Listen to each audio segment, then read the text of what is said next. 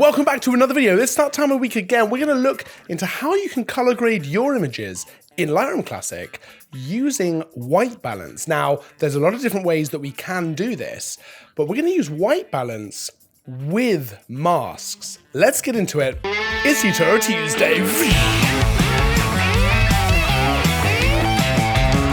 Welcome back to Tutorial Tuesday, where each and every Tuesday we bring you a brand new, fresh photography tutorial. Let's dive into the video. Let's dive into editing this photo, where we are going to use white balance to really color grade the photo and bring the most out of it. We're going to use masks to achieve it. Let's dive in. Right, this is the photo that we'll be working with this week. It is a perfect example of when we can use white balance to actually color grade our photos, because we've got an interesting kind of transition of color. Over on the left side of the photo is much more blue, and over to the right is absolutely much more towards that warmer orange feel, because it's actually around sunset. The sun is way off to the right, but I actually felt like when I looked out to sea, I felt like this was a really interesting kind of part of the landscape because of these colors. So we're going to use white balance to really emphasize that. First up, let's kind of get a sense of how we want this photo to work. So we're going to go ahead and use a 16:9 crop, I think. Something like this. I think we want to go somewhere like that. I think it's going to work pretty well. And we might just want to straighten that horizon very slightly. Now, what I'm going to do is take a look at it actually rotating this here. But what I might do is actually come down to the transform tab. I'm going to click auto and see how Lightroom kind of deals with that. I think that looks pretty good. I think that's actually not too bad at all. Okay, so we've got the kind of photo the way we want to crop it with that 16:9 feel, which I think works because of the kind of, well, what we're looking at here with the landscape. I'm actually going to start by bringing the exposure up a little bit. I'm actually going to bring the contrast up a little bit as well. That's going to help pull some of those colors out even more as well, which is quite handy. And we're going to come down here and bring the vibrance up a touch as well, because what we really are working with here is the color in the photo. Now, immediately, it's such a visually interesting photo when it comes to color, which I really, really like. The next thing I'm going to do is actually come straight into the masking panel before we do anything else with the photo, and just bring a linear gradient in from the bottom. Now, if you're familiar with our videos, our Tutorial Tuesdays, you'll probably know roughly what I'm going to do. I'm going to darken this foreground a little bit, and then I'm going to bring in another linear gradient from the top, something like that, feather it out, and I'm just going to bring that up a bit and just bring the exposure down as well, just to push our viewer's eye towards this kind of middle area. The last thing I'm going to do here is just do a radial gradient, something like this, and just brighten that middle part of the image, something like that. Okay, let's come back over to the global sliders, so the actual editing tab here, where we're affecting the entire photo with the sliders. Now, there's a lot we could do, right? I'm going to come in and probably add a little bit of clarity, maybe a little bit of texture as well. And otherwise, I'm pretty happy with where things are. We could go a few different routes. I could bring the shadows up. I think that looks quite good for the foreground. I could bring the highlights down a little bit to just bring back some of the detail in this part of the sky. And then really, we're probably looking at color grading this a little bit. And we're going to use white balance to do that. We're also going to use a little bit of the hue, saturation, and luminance sliders as well.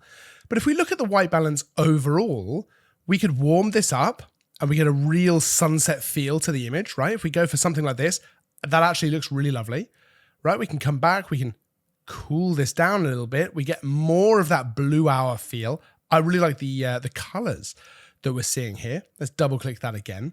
But I think that we can do a little bit more by using masks to apply some white balance adjustments locally to the image. Now, let's go ahead and go over to the masking panel, where I'm going to create a new mask. And this time we're going to bring a linear gradient in, and I'm going to go in from the right like so.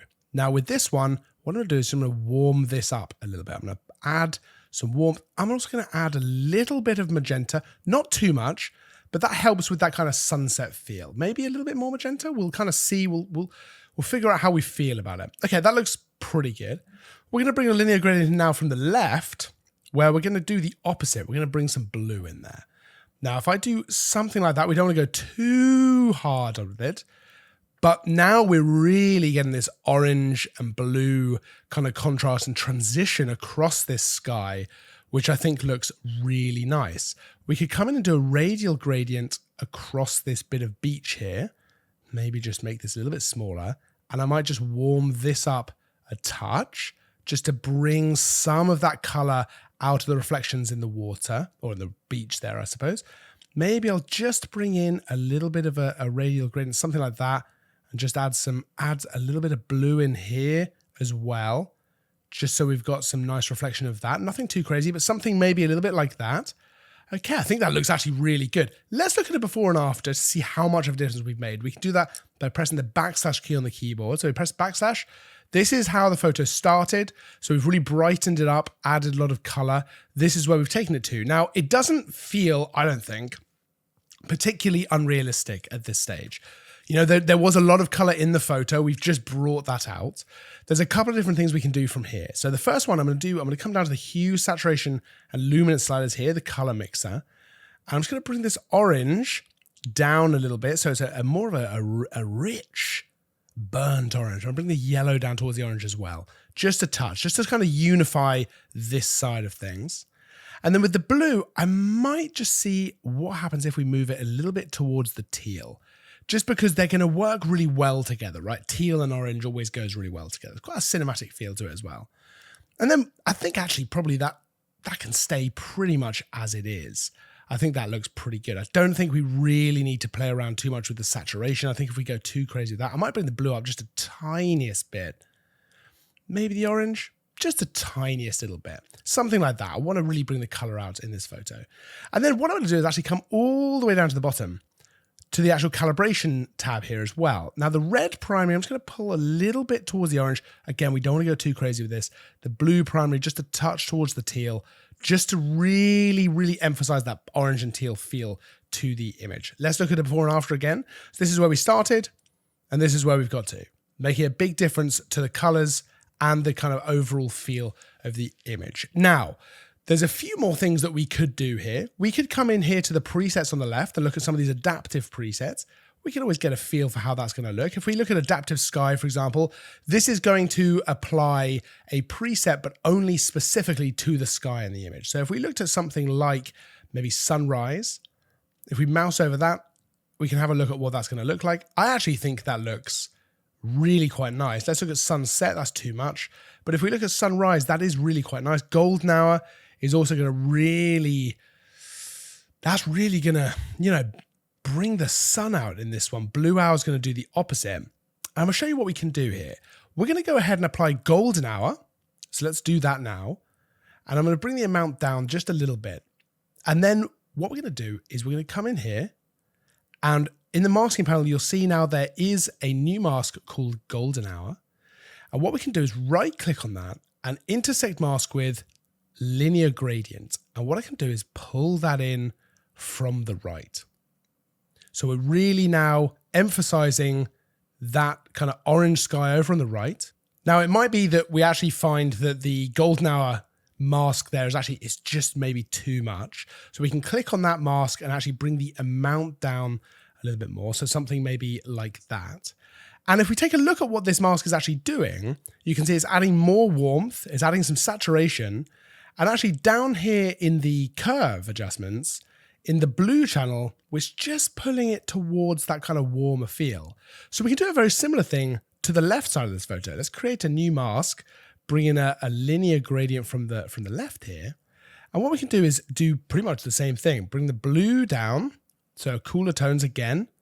We can do something like bring the saturation up, and then actually come down to this blue channel in the curves adjustment and just bring it over towards the blue. Not too much, but something a little bit like that. Now, I think personally, if we go back to the editing tab, we can see the photo.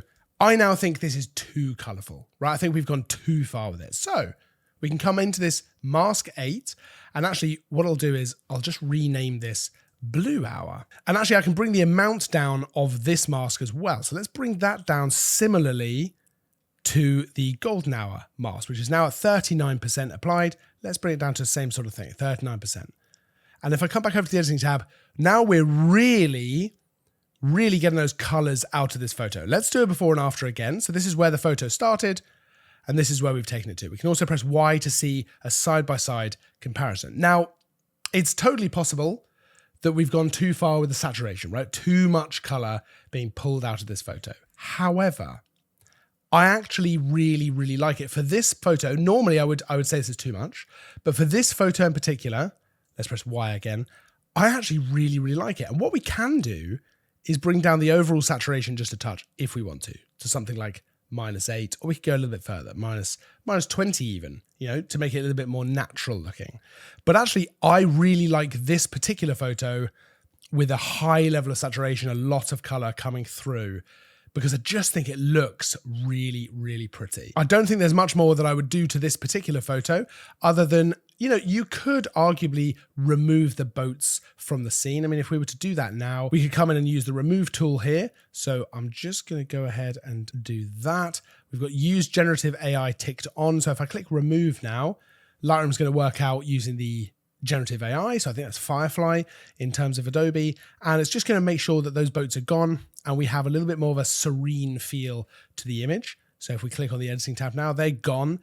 I think that probably for me, that maybe works better just because it's a nice, serene, calm image that way. No boats, it's just the weather, the sea, and the light with those beautiful colors. And I'm a big fan of this end result. I really, really like that kind of sunset light, and especially if you contrast that with some pretty heavy storm clouds coming in there. I mean, you can see the rain starting to fall up in this top right area. So it really, really was, an interesting contrast of different light and different colors and a different vibe completely. And that is how I would use white balance to really color grade an image locally rather than just apply a blanket white balance to the image. You can absolutely use masks to do that. We use them all the time to shape the light, but we can shape color as well doing that. Now, I'd love to know, is this too saturated? Is this too colorful? Because I totally get it if you think that. I might think that. You know what? This is one of those images where maybe it's worth a 10, 15 minute step away, come back, fresh eyes, and you see, oh yeah, this is way too saturated. Or you still think to yourself, no, this is absolutely fine. I love the color coming through. So it's all subjective, but sometimes that's worth doing as well. Sometimes I think that can be a really powerful thing to actually allow you to take in your own work again with fresh eyes. So I'd love to know what you think, if there's something else you would have done to the end result of this image. Of course, if there's something specific that you would like to see in a future Tutorial Tuesday, let us know down in the comments, because I'm always keen to make the stuff that you guys want to see. There's a full list of all the kit we use for these photos, these videos, everything down in the description. You can check that all over at partcameras.com by following those links. Don't forget to like and subscribe as well, because there's new content all the time. I will, of course, see you in the next video. But until then, as always, thanks for watching.